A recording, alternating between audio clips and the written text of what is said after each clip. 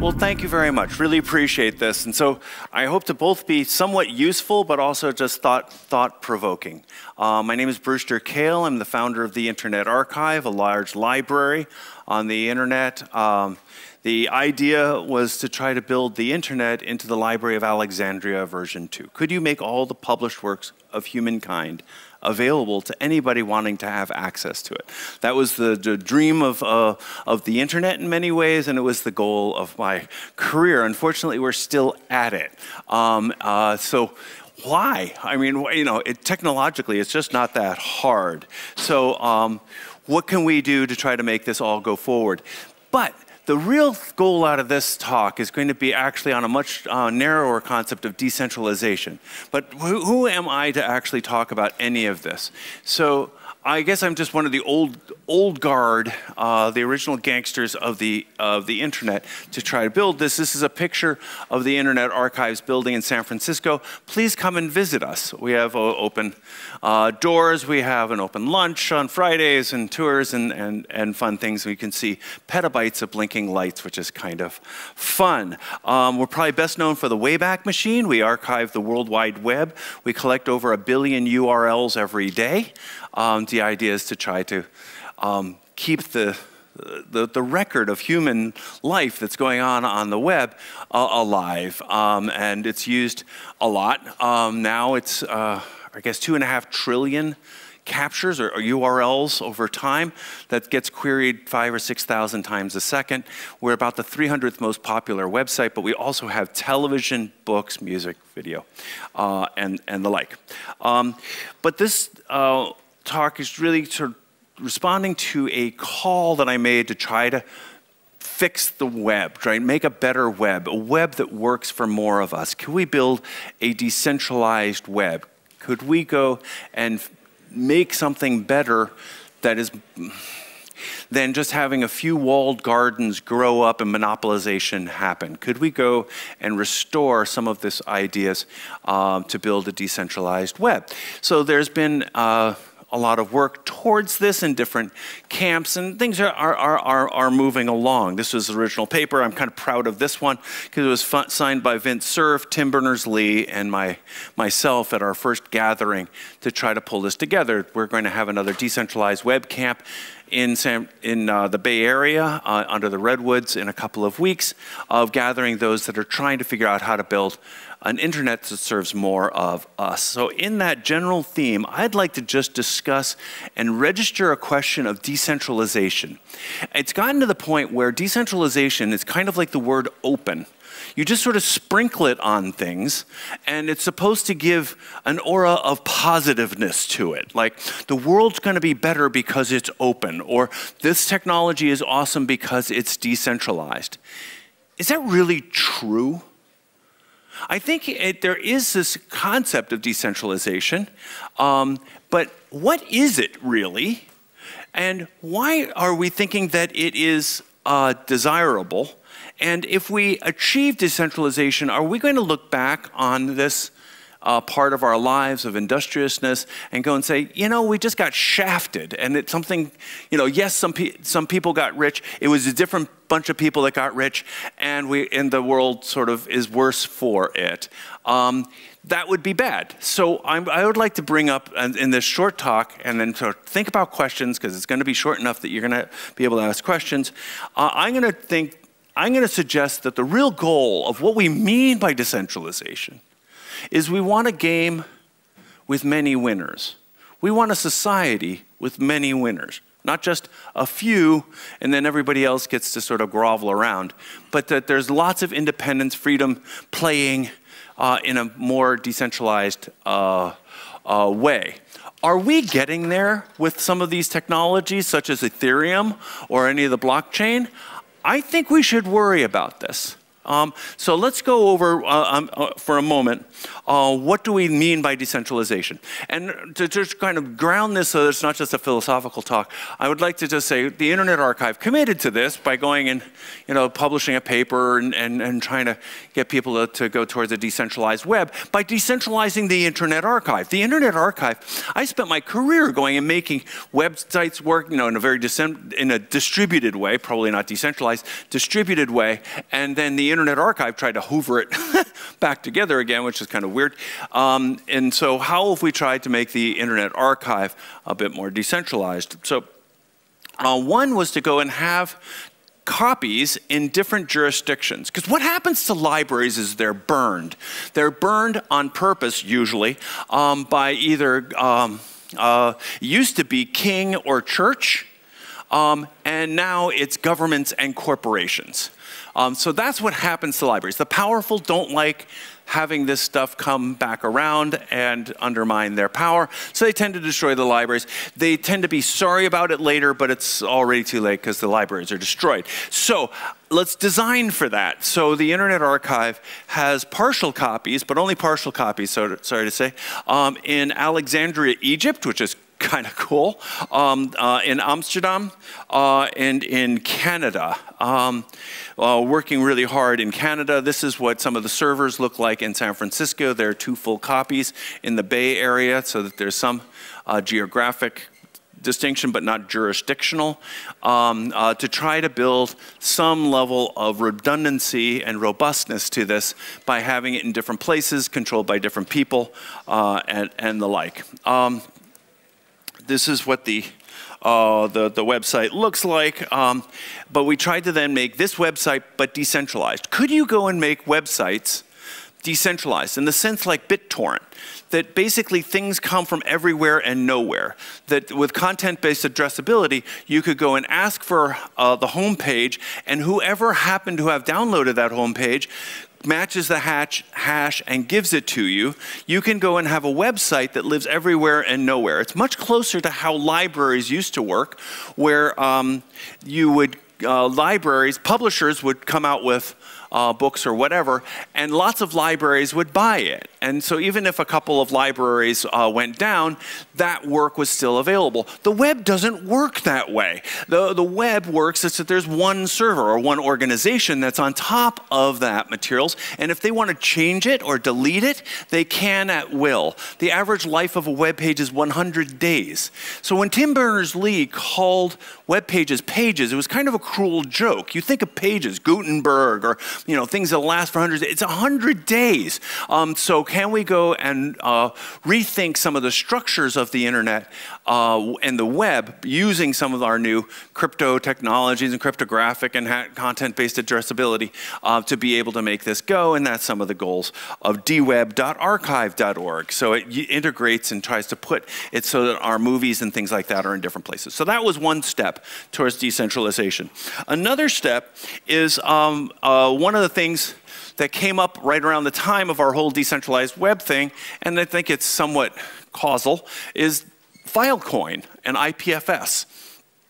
And they've been helping us, and we've been helping them by going and reaming an enormous amount of material faster and faster into it.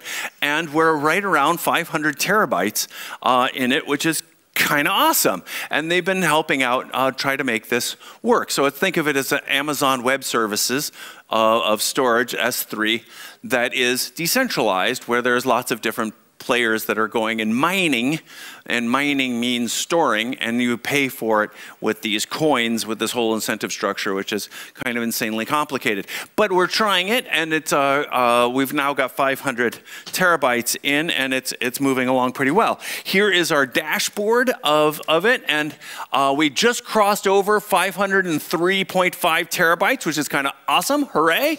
We've packed up 1.3 petabytes and offered it to the miners, but they don't quite know how to take things as fast as we can produce them, and things are going up and to the right. This is a list of some of the collections, common crawl, some of the end of term crawls of government information, our big movie collections, and things like that. So that's so the Internet Archive is trying to encourage and going and putting our materials into some of these more decentralized systems. There's another one called Storage with a J.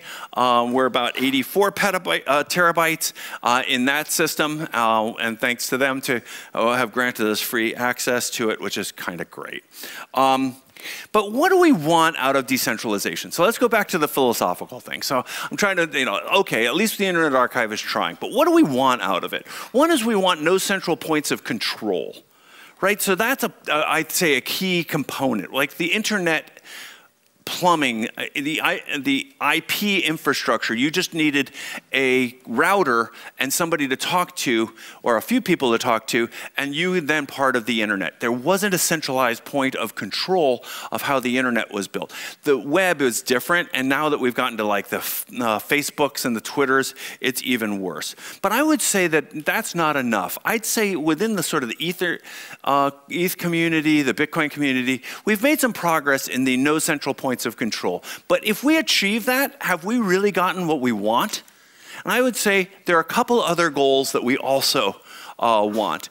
And I've been feeling that we're getting really some problematic responses out of our society based on runaway wealth inequality. And I'm not sure that these Bitcoin or ETH worlds will help. But as a goal, I would suggest if we're going to build a decentralized, a game with many winners, we're going to have to curb the idea of a few people accumulating a lot of the wealth. Then there's also power. So can we curb the powerful with our decentralized technologies? And I'm not sure that's built into our blockchain type worlds very well. So what do I mean by that? So we want no centralized points of control. I would suggest the easiest one-liner on that was we want protocols, not platforms. We want to know how we are going to interact with each other, but there won't be kings that go and control the platform and the like. And we need some mechanism to have governance by some understandable system as opposed to benevolent dictators. And I think actually in this area, some of the experiments in governance in the blockchain world have been really quite encouraging. And I'm really very encouraged by the Ethereum community of going and making a fundamental switch from proof of work to proof of stake. That's a big deal. And that kind of evolution happened is really a big step forward beyond the Bitcoin world. So I just, hooray, right? There's some sense that there's a responsive system that is getting better. Now let's go for wealth inequality. This is a tougher one. How are we going to do this? And I'm a big fan of David Graeber's work. And the debt with interest, so if you, just by holding wealth, by lending it out at interest, it tends towards a runaway concentration of wealth. And it happens very quickly. 25 to 50 years. And if you don't have a mechanism of doing a reset, things come apart. And you can have civil unrest leading to civil wars. Michael Hudson said that during the Sumerian, the Babylonian times, that all the civil wars were debt wars. That basically people ended up with too much wealth. They forced the commoners to be very, very unhappy, and they came back with pitchforks. So they devised mechanisms of wiping the slate clean at the beginning of every monarch to go and wipe away debts, and the farmers could go back to actually having their fields again. Their daughters that were put into bondage would kind of be restored to the families, and you'd actually have civic life again by facing down the very, very rich. Jubilee was how it was built into the Jewish system. If you don't have this, you're going to end up with the Bolshevik Revolution, the Maoist Revolution. In the United States, we had a bloodless revolution, which was called the New Deal, which faced down the very rich and brought them under control using taxes. But crypto world thinks of inflation as a bug. That the idea of having an ability to go and do a reset as a bug that should be reamed out of the system. And if you have debt with interest, which is what you can get with smart contracts, it's not gold, really, that we're talking about here. We're talking about smart contracts, and there's debt with interest, that this crypto thing actually might really come back to haunt us in the wealth inequality area. So I would just like to just put out there that this is an issue that we may be on the wrong side of within the crypto community. But how can we decentralize power? And so okay, so that's wealth inequality. Is it the same as power? I'm going to use power in the sense of like corporate power, the ability to go and make, limit your choices. And I'm going to use this object as a packed idea. So this is the book, The Power of the Powerless by Havel. And it is a book translated into English that at this wonderful Shakespeare bookshop down in the Centrum, or right on the other, anyway, great bookstore. A friend of mine, Althea, went and bought it and gave it to me, and I've been reading it. It's like, oh, that sounds cool. What's revolutionary about that? What's revolutionary about that is almost nothing of that is going to be offered to us in the electronic world. So, what do I mean by that? Ebooks that are offered by the big publishers aren't for sale in that same way. They cannot be given in the same way. They are probably going to constrain what it is that's published. So this book is published on Vintage Books, which is owned by Penguin Random House, UK. Penguin Random House is this global corporation that's suing the Internet Archive. And it is suing the Internet Archive because where we wanted to buy ebooks, they will not sell ebooks. They will only license them in weird ways, in such a way that they can change them or delete them at any time, and they do. And they're changing electronic books such that in all libraries, all at once, there's a new edition. You don't even have a copy. The libraries don't have the bits to be able to compare them against the new one to find out, is it changed? It's really that bad. And because the Internet Archive is not allowed to buy books, like buy them, we can pay them money to rent them, such that actually the way it works in most libraries, if you have a Kindle or whatever and you're going to your library to go and borrow a book, what your library is doing is shuffling you to the database product of the publisher. So the publisher surveils on all of the patrons' books that they are downloading and controls every one of those bits, and the libraries don't have a copy. The libraries cannot preserve those books. So in the electronic world, we're running into real troubles. And that's sort of, I take it as sort of analogous towards what we're trying to do in the crypto or digital world, is try to build a world where you have many winners. But now we have an ability for publishers to hold on to things even after you've paid for them. In fact, it's not even clear what it is you own or have. It's clear that you've paid, but you don't have the ability to preserve it or give it away or hold on to it, compare it to a new one.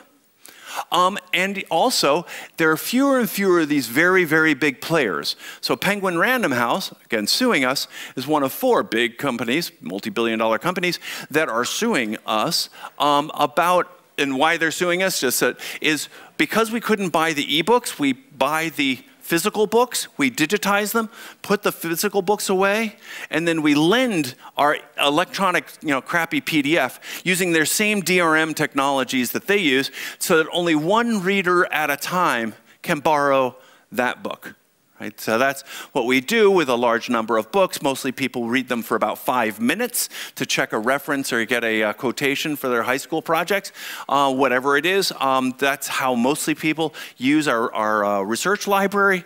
But the idea to the publishers that there could be anything in the electronic world that could be owned was so anathema to them that they sued us over it.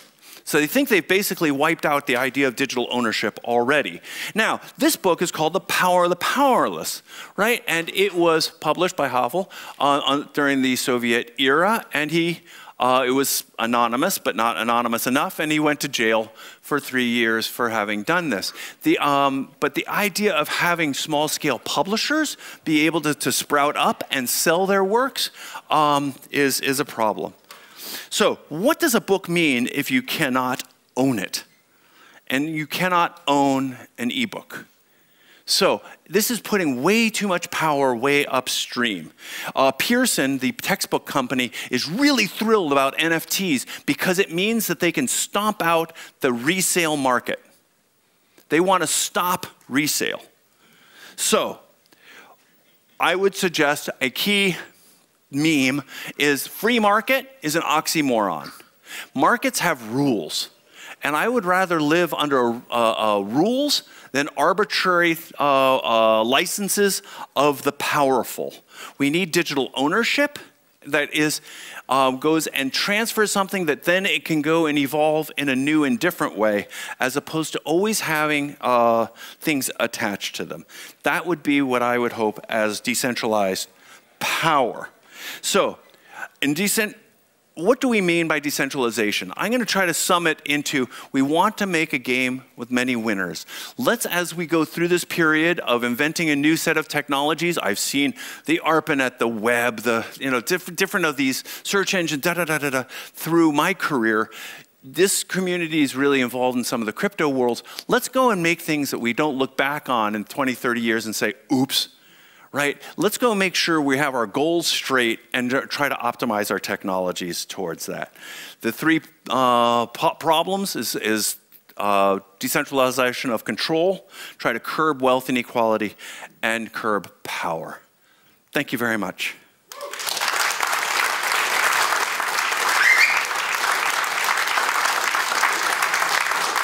Did I use up all of my time?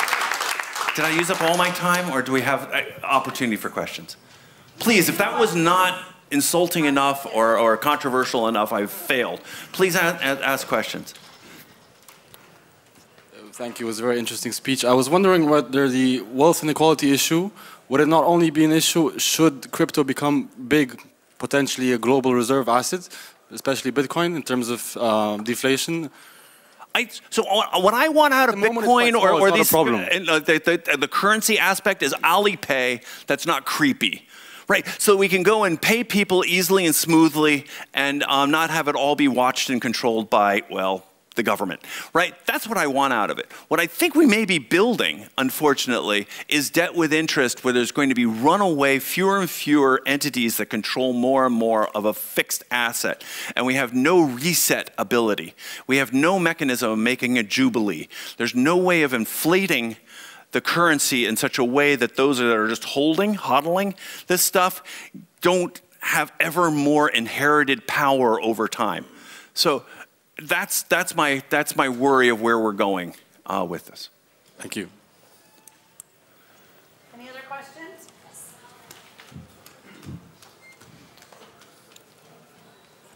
Hey, thank you for the talk. And my question is regarding, well, you mentioned that the average lifespan of a website is 100 days, and you're concerned with preserving information digitally. Yes. And I wonder, what are the difficulties in regarding to then selecting, let's say, worthy information? Because if you preserve a lot, you also need to kind of select. Do we select? We try, yes, we do. Total collections of the Internet Archive is sort of right around 100 petabytes, maybe a bit more at this point, so 100 petabytes, which is a lot, right? A television channel for a year is 10 terabytes. And we collect a lot of television. We collect 1 billion web pages a day. But it's sort of ever bigger, right? So, can we scale? The answer is yes, we actually can. We're only about $20–25 million a year organization. And just the San Francisco Public Library is $180 million Okay, I'm a little envious, right? They get 100 million, we get 20 million. But it means that there's a lot of growth as long as people care. And we get our money from libraries paying us to collect web pages for them, like the Library of Congress and 1,000 other organizations. But a lot of it is by basically the 130,000 people every year that hit the donate button. So there's room to grow. It's not infinite, but cultural information is limited. People could only be typing all of the time, and it just doesn't come out to very much. Video is bigger, right? So we can't collect all of YouTube, so we just try to get the popular stuff out of YouTube. So we are selective, but we try towards what people care about. And then we digitize a lot. Anything else? You can shout out. Go. We need for live stream. Oh, okay. Live stream. I'll repeat. So you said that Pearson is excited about NFTs because they can tap into the secondary market and like stump it. I love the idea of NFTs in the sense of digital ownership, that you can register your ownership, which is great, but there's this contract thing that allows you to like get royalties on down the line, and it's a very un-American way of doing it, where there's this right of first sale that you basically, once it kind of goes. I was talking with one of the royalty of Prague, and his family way back when helped Beethoven was the sort of the helper, the funder of Beethoven and Eroica. But imagine if Eroica, that wonderful symphony, never went into the public domain. How would you do that? A contract. Right? You know, contracts don't expire. They don't evolve over time based on rule of law. So I think we have a possible problem of things being held on to for too long, and also this sort of micro-optimization of rights. Maybe make it so that libraries just can't exist in the future because you can't figure out what it is you're allowed to have. So I think we need some basic norms. I'm not saying that the norms that have been built up by our current governments and our current copyright system are any good, but right now the corporations, even though they've corrupted the copyright scheme such that it's completely tilted towards them, they say that's not good enough. We want licenses that never end. They don't allow anything for the blind and dyslexic. There's no preservation in their worldview. It's a problem that we've now, with our technologies, we've made some things possible that can make it so the abuse of power will make us wish for the old days. So how do we go and bring balance to that? And it's not just a technical problem. So how do we go and make it so people can sell things on the internet, really sell them, right? By dropping a couple ETH, and then they get in crypto way of decrypting that banned songs. How can we go and make that kind of thing happen so we don't end up with more iTunes, Amazons? I mean, what the hell with that, right? So why don't we go and build the decentralized system for making a lot of human activities more possible? But beware that the big guys are looking for how they're going to crush it in such a way that it will be a very small number of winners, and they're at the center of it. Thank you so much.